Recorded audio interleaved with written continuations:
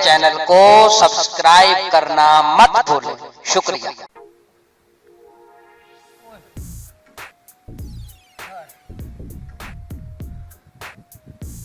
नलका तो खला है, ट्रे बड़ी लगी हुई है, चलो पानी तो पी लें।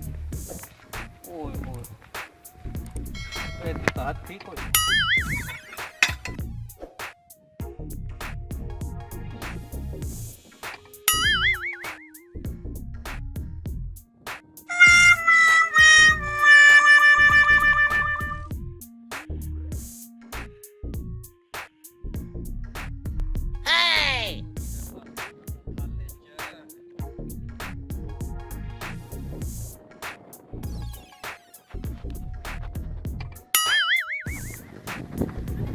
भाईजान भाईजान भाईजान भाई सलाम वालेकुम अस्सलाम।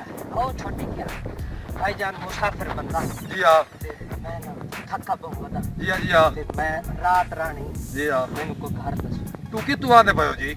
मैं आंदा पिया शेर वाला शेरवाल तो। जी। अच्छा जी, ए साई सरदारा दा डेरा नाल। आए हाँ अच्छा। इतने चले जाओ जी। मारा रवई से कोई गल नहीं, नो टेंशन। बड़ी मेहरबानी। ठीक है साई। चंगा बंदा। हाँ चंगे ही सरदार। अच्छा बोल। ठीक है।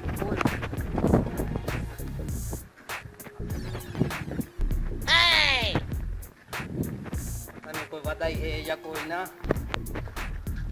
पावे तक कुत्ता शुत्ता कोई होगा सरदार।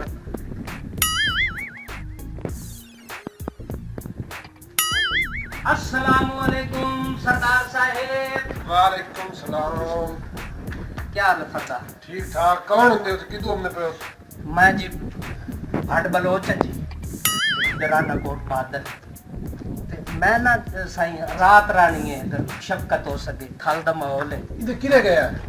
मैं ते शेर वाले तक गया साईं। थको या बोलूं? जी हाँ थको या बहुआ मैनू पानी बदल पिला। बदल। जी हाँ ते रात रानी है साईं मेहरबानी हो सी। पानी तो पवा देने है। जी हाँ जेड़ी गल है ना रात राण वाली जी हाँ साड को मन गया सिर्फ दो। अच्छा एक ते समदन मैं अच्छा ते मेरी अम्मा, दूई मंजी ते मेरा बाबा ते मेरी सवाणी। हाँ हो भाईजान मैनू रात रहा हो न रहा हो सुते तक तरतीब दे करो।